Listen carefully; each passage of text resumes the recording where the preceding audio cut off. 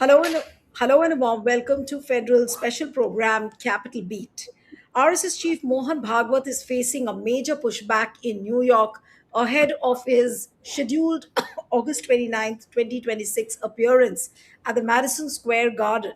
Now, Bhagwat is slated to speak at an event titled the Universal Oneness Celebrations in New York City, which is organized by the American Hindus for Engagement and Dialogue. Of course, the acronym is AHEAD. Now, recently, U.S. Commission on International Religious Freedom, that is USCIRF, led by Chair Asif Mahmood and Commissioner Gene Mills, they had urged the U.S. administration to deny diplomatic courtesies to RSS leaders and pushed for targeted sanctions on members linked to the religious freedom violations. Now, why are these protests against Bhagwat growing in America? That's question number one. Recently, in fact, Sergio Gore also had embarrassed Modi government on G7 summit and then on the Indian TV news channels as well. So, it seems that America, somewhere down the line, is trying to put India on the back foot.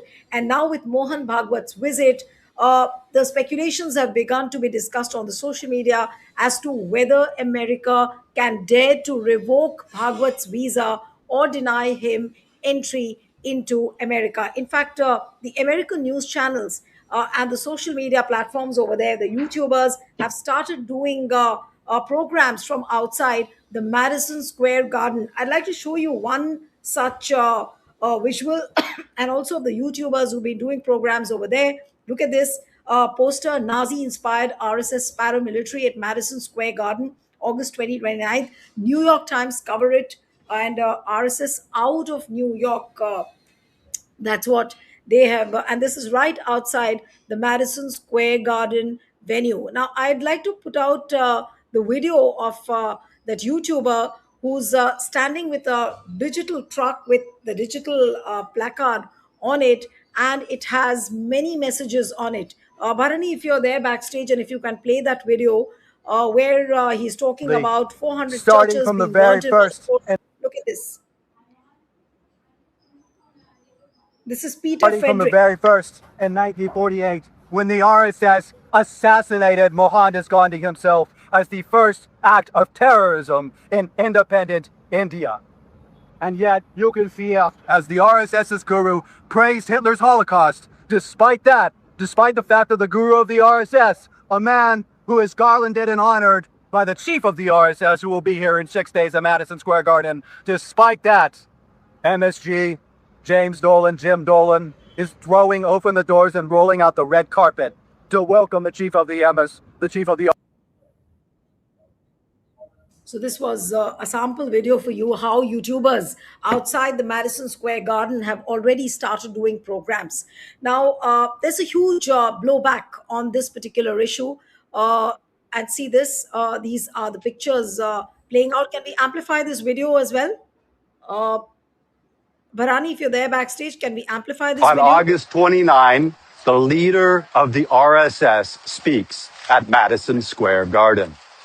The RSS, the paramilitary that tore through the streets of Gujarat 24 years ago, your father's Gujarat, dousing families in kerosene and burning them alive inside their own homes, gang raping Muslim women in the road, hacking children apart with swords. They came with printed lists, names and addresses identifying which houses were Muslims so that they could hunt them down from door to door. And in one of those houses, they tore a 3-year-old girl out of her mother's arms and crushed her skull against the ground. Her mother was 5 months pregnant, and they stripped her and gang raped her and massacred 14 of her family in front of her and then left her naked in a field to bleed out among the dead.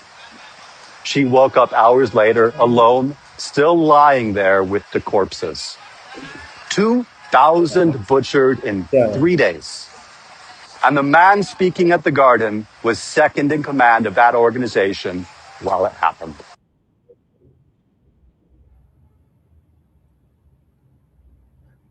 Zoran Mamdani's message. And you can see, in fact, a lot of people had written to Zoran Mamdani that you must speak, you must intervene. And now these are the kind of reactions coming in. And just a few days back, you had seen the what USCIRF had written. India's PM Modi is a member of the Rashtriya Swayamsevak Sangh, an Indian umbrella organization whose subgroups have perpetrated attacks on religious minorities, including Christians and Muslims. Now, the RSS leader, Mohan Bhagwat, plans to visit the US. And in fact, their member, Gene Mills, had written RSS leaders, even when affiliated with the Indian government, should not be honored with high level meetings or diplomatic curtsies. Instead, USG should focus on imposing sanctions on RSS members found responsible for the human rights violations. Now, lots of reaction is coming in, but why do you think these protests are now growing in America? And there have been calls earlier as well. It's not that this kind of a call has been given for the first time, but can America dare to revoke Bhagwat's visa, or can it deny entry? This is what we'll try and discuss. Joining me this evening is Sanjay Kapoor, international affairs expert and veteran journalist. Thank you so much, Sanjay, for joining. We have Pushpraj Deshpande, author and policy expert who works closely with the Foreign Affairs Department of the Congress. Thank you so much, Pushpraj, for joining. And let me begin with Sanjay. To put the things in perspective, Sanjay, why do you think these protests are growing now? And YouTubers, activists, in fact, I'll try and show you a press release also in a bit where the New Yorkers are coming together to protest against Bhagwat's visit. And in fact, they've lined up a press conference as well on 29th, the day when this Madison Square event is going to take place. Yes, Sanjay. There's a period of churn in the US, if you ask me now, because a lot of things are happening, and you also have the elections coming in a few months' time. So people don't want to give up a chance in terms of putting Mr. Trump in a corner. And Mr. Bhagwat, despite his seemingly withdrawn personality, is a very controversial character. I would appreciate his courage that he's deciding to go to the US and hold a rally in Madison Garden, despite the fact that you have Zora Mamdani, who's totally against whatever RSS stands for. He, in fact, campaigned against Zionism of Mr. Netanyahu. Mr. Mr. Mohan Bhagwat's RSS is very little different from that, and it has very many times supported the Israelis and the Jews and Zionism in over many years. To say that why did Mr. Bhagwat visit the US is very clear. Firstly, they have completed 100 years. Secondly, they have the support of the government of India. Look at how the foreign office has come in support. They're saying it in so many words that look here, they cannot be doing what they did, asking the US to take him on. But that's unlikely to happen because US ideologically is very similar to whatever Mr. Bhagwat or Mr. Modi might be saying. We may hold some kind of hope that there may be some kind of reaction, institutional reaction, courtesy USCIRF and all that bodies might hope to work against them. But the truth is that they are just the same, and Mr. Bhagwat will have No, but fairly easy Sanjay, run. I also He want will to be clarify that Bhagwat is visiting, he's embarking on the tour today. And it's a three-nation tour. And just for the perspective of the viewers, Bhagwat is visiting United States. He's going to Canada, then to United Kingdom. Are we going to see similar protests in those countries as well? Of course, New York, we've already seen what's happening. But what about Canada and United Kingdom? Canada also, they have demanded that Mr. Bhagwat should not be allowed. In fact, his visa has been questioned. The same, I think, is going to prevail. In fact, they're bound to be a very trenchant reaction in both the countries. And if you ask me whether he'll go, he will definitely.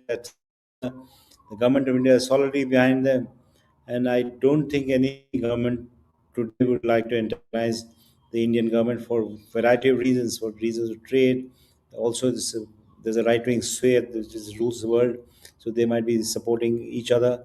If you look at it, India is the biggest supplier of weapon system to Israel. This supplies weapons that are on the right side of power.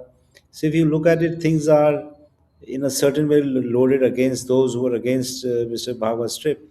Mr. Bhagwat is going to say whatever he feels like. He's talking about the oneness of a human being. and that is what is being challenged by people because the No, so plurality to you are saying that there are many reasons why Trump would not get into annoying Bhagwat or the Indian government at this point of time. Now, all these speculations and the demands, of course, that revoke his visa, cancel his visa, don't roll out a red carpet. Trump wouldn't think on that on those lines, given the fact that there are midterm elections on 3rd of November, and there is a huge backlash on the domestic soil as well in America. no, there is a great certain amount of opposition which is building up against the Indians in US, and that is led by Mr. Trump. That's undeniable. But Mr. Trump remains a white supremacist, and that is something that, in a certain way, is supported by Hindu supremacists and those who are, by and large, of a similar mindset as Mr. Trump is. So if you look at it, there may be opposition that is building up in the US against whatever is doing. But ideologically, there is very little to choose between Mr. Trump and what he stands for and his counterparts in India. So there may be opposition. Mr. Trump may not, Mr. Bhagwat may not get support from people in the US for the issues that are US driven. But largely, if you think of it, they'll all oppose Mr. Zohra Mamdani. Mr. Mohan Bhagwat will be on the side of Mr. Trump when that happens. Right. Right. Another question, Sanjay, and then I'll come to Pushpraj. That many are saying that Trump will try. Of course, there are opposition. There is a huge opposition to Bhagwat's protest, but Trump will try and divert the attention from the domestic issues back in America and use this incident, and he will let this flare up so that back home in America, the issues which hound Donald Trump, he will try and use it as a diversionary tactics. Is that correct? I don't think Mr. Trump is short on creating diversionary tactics. He can do it anytime he wants. Sometimes it is Venezuela, sometimes it is Iran, sometimes it is something else. But raising the issue of Mohan Bhagwat in the US is hardly a diversionary tactic that he can talk of. He can only put a Okay. bit of a firecracker under the feet of some Indian organizers, some people who are not siding with his point of view. But otherwise, he by and large is not short on diversionary tactics. He has plenty.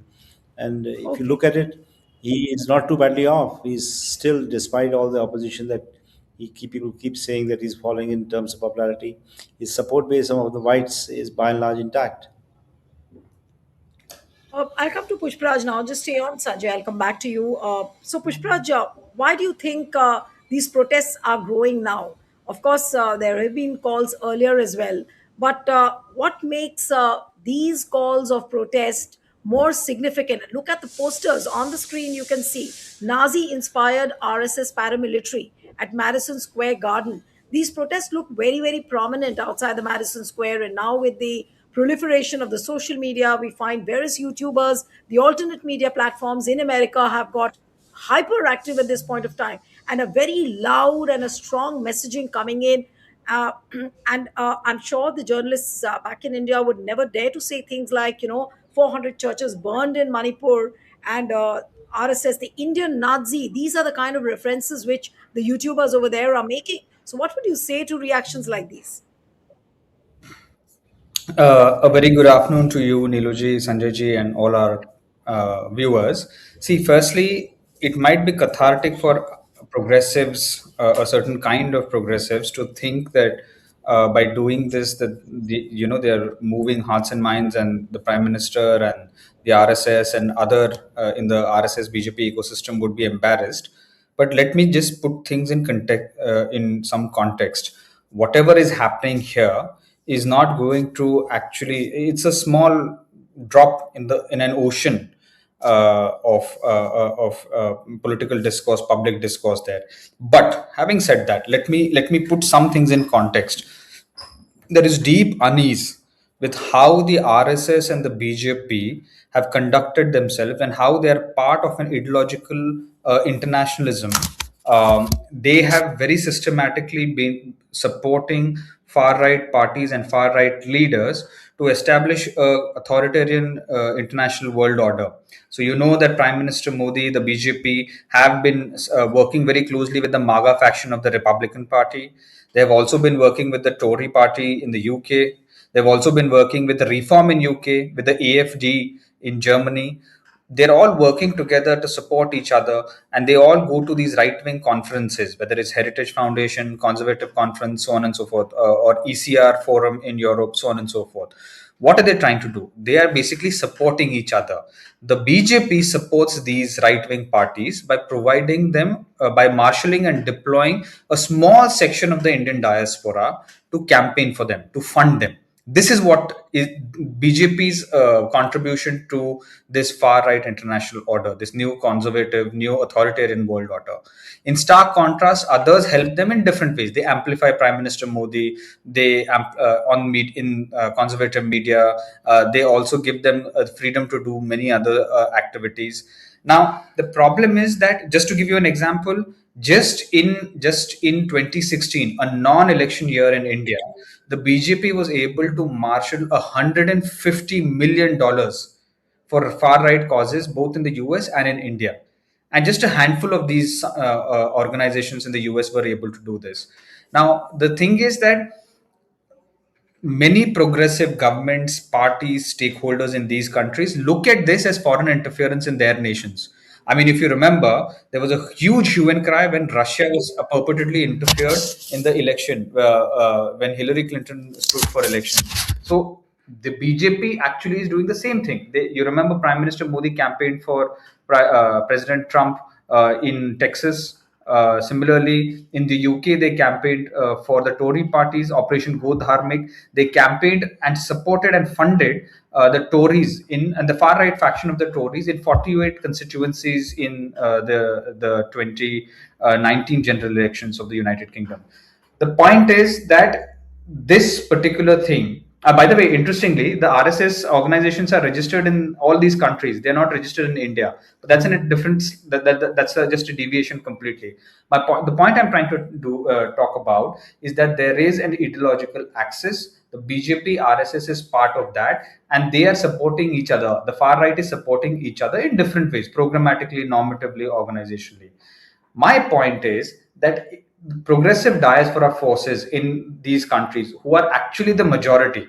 So if you see the BJP, the diaspora that supports the BJP is just about 2% of the total diaspora population in any country. Many of them are ferried by charter and paid and put up in very expensive hotels by the BJP at its own cost. Actually, it could be the taxpayer cost. We don't know, but they're put up and they basically amplify each other. The vast majority of the diaspora does not support the BJP and the RSS, and in that sense, this particular kind of campaigning, this kind of campaigning that is going on in the US and New York, actually alienates those people, that diaspora, because that silent majority sees progressive forces doing the same thing that the BJP and the RSS have done. Just like they don't want the BJP and the RSS interfering in the politics of their own nations and bringing home cultural, social, economic fault lines from India into those nations. Similarly, they don't want progressive diaspora also should be to be doing the same thing. So what they are saying is that instead of aping and copying the same tactics and strategies that the BJP RSS deploy, what you need to do is actually talk to policymakers in the Democratic Party, in the Republican Party, and talk about how the RSS and the BJP is interfering in their government. They are talking about wanting to work with the PACs because they are able to raise funds and support these progressive policymakers. They would want smart, tactical, political policy advocacy behind the scenes, not performative and loud, cacophonic voices outside, No, but because that is Nisha, actually the in a same way, thing. are we to assume? And I was reading somewhere that this is RSS's outreach to the MAGA, and that is how they are planning to join hands. And there was an investigation also which spoke about the fact that uh, RSS chief Mohan Bhagwat is that's a Savera investigation I'm talking about, where they said that Mohan Bhagwat is projected as a yoga instructor, and the organizations whom he meets are just the local organizations. And that investigation talked about how they are trying to hide the identity. So what is the real purpose behind RSS chief Mohan Bhagwat's visit? What is the main objective, according to you? See, if you contextualize what is happening in the world in the last few days, President Trump has been completely vilifying and caricaturing Prime Minister Modi and the BJP, right? Multiple US organizations have said ban the RSS. They've been talking about human rights violations, communal tensions. Similarly, Boris Johnson is also now publicly attacking the prime minister and the BJP government on tariffs and so on and so forth. So what is happening is that the so-called bromance with the far right is over. They've realized that they've realized that Prime Minister Modi and BJP is not delivering what they were supposed to deliver. Neither are they being able to marshal the diaspora the way they were supposed to, because they represent only 2% of the total diaspora population. So these people are just not being able to fund them or yield dividends. Plus, it is also sparking because you see, one part of all these far right parties, one prominent plank is anti-immigration, right? In all of them, whether it's AFD, whether it's Reform, whether it's the Tories, whether it's MAGA faction of the Republican parties. So by propping up the Indian diaspora, they're actually feeding into that anti-immigration sentiment. So they've realized that this is anyway, they're not yielding any dividends, they're not financially supporting us the way they should be or could be. So let us now just throw them to the side.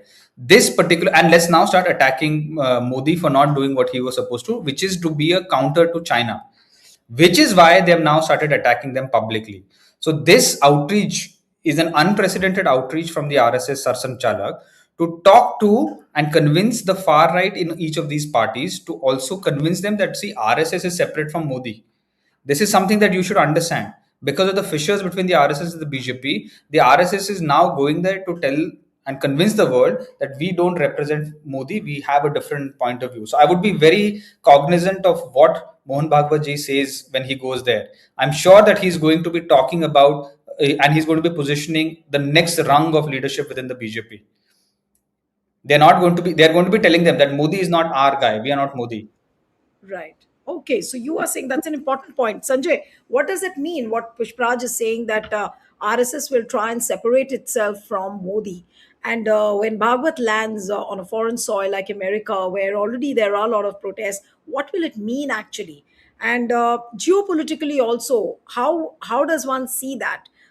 You are saying that there are already protests happening in Canada, in America, and of course, who knows, there might be protests in UK as well. So how is that going to play out geopolitically in terms of the achievements of the visit by Bhagwat?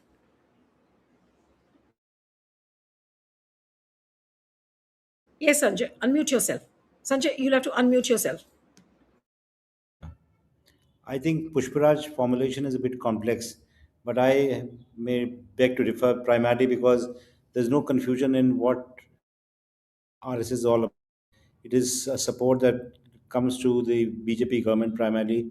And if you look at the way the entire structure has been, Indian government's bureaucrats, diplomats are standing by, supporting RSS to the US. In fact, Mr. Jaiswal is the first one to be talking about it, how he's going about supporting the RSS. So it is all right to say that there is a difference that is being created and they want to show that they have nothing to do with the government, but nobody is pulled into it. Least of all those people who have read uh, the evolution of RSS and what they do and how they work, on the ground in India and elsewhere. So the RSS is important, BJP is important, but one thing that I've maintained all through, RSS is not confined to BJP alone. It is a mindset which is visible with other political parties also. In many political parties, wherever you have supporters of RSS residing in it, they do pretty much what the RSS wants, not really the BJP wants. So there is a difference, I agree. It is also possible that you may show that the BJP is different, but BJP is similar to RSS, but RSS is not similar to BJP. RSS is much bigger, much wider in terms of its implications. Another question regarding his visa and his entry into United States. Some people also feel that what if Mohan Bhagwat drops the idea of going to America, or maybe he might go to the nations where the protests are not so intense. Could that also be a possibility? We do not know what time he's boarding his flight, but of course on 25th he was supposed to embark on the tour. So can he cancel? Is there a possibility where he can cancel his visit? I'm not very sure whether there will be an attempt to cancel, but I'm not even sure whether it's taken off. I'm not the right guy to be talking about whether he's taking off or landing on. But in case if he's taken the flight, boarded the flight, and lands in US, he would not be pushed back to go back to India again. There would be supporters of Mr. Bhagwat, and there would No, be but public what could engagement. be the most stringent action which Donald Trump could take? I'm just talking about the possibility. I'm not sure whether Mr. Trump would do anything like that. I don't think he would use the same tactics that he used against illegal immigrants, put him in, Right. all kinds of chains and send him back on. No, no, that is unlikely to happen. Please disabuse yourself from any kind of suggestion that something like that could happen. It won't happen like No, of that. course he will not. He will not bind Bhagwat in a chain. But what about if Bhagwat could face arrest? Could he face that? Unlikely, primarily because the government of India is backing him in to the very hilt. If you look at it, as I repeat, I've been saying that from the very outset. The MEA has been most vociferous in his support. Most of the bureaucrats, diplomats are siding up with him. There is advice coming in. So whatever has been planned, I'm sure it's been planned with the help of the diplomats, and it's been they're not only working one side from Delhi, but also from Washington. Right. So please trust me, it is not something that is you can trifle with. It is very, very done at a very high level. Right. All right. I'll come for the concluding remarks now to Pushparaj. So, what does the picture look like? Is RSS facing the toughest moment at this point of time when it was thinking of celebrating 100 years? They said that it was a coincidence that it was a centenary celebration. This is what they've been saying. And the kind of blowback which we see the very clearly the this group who is thinking of conducting a press conference on 29th has said that Mohan Bhagwat does not respect Hindus. He leads an extremist Hindu nationalist movement that has fueled violence, exclusion, and fear for minority communities. And then they go on to say that don't roll out the red carpet and don't allow him a stage on which religious nationalism can be repackaged as unity. This is what they have said and in very strong words. So, what would you say towards the end, Pushpraj? See, let me put two, three things in context. Firstly, to just so that to respond very briefly to what Sanjay ji was saying, I'm not saying that the RSS and the BJP are not wedded together. They are. What I'm saying is that the BJP as is now increasingly being seen by far right parties, including the MAGA faction in the US, by the EFD in Germany, by Reform and the Tories in the UK, as an unreliable partner who is unable to deliver either political or geopolitical gains, right? And of course, geo-economic gains. So the BJP is something in this current formulation, led by Prime Minister Modi, is something that they're not comfortable with. They feel that he has outlived his utility, which is why Boris Johnson, Trump, US Ambassador Sergio Gore, and many other far-right leaders or right-wing leaders or conservative leaders are attacking him. What I am saying is that the RSS has also been facing flack because it, for the last better part of the last decade, has been more than a decade, has been working very closely with the BJP in furthering this ideological internationalism.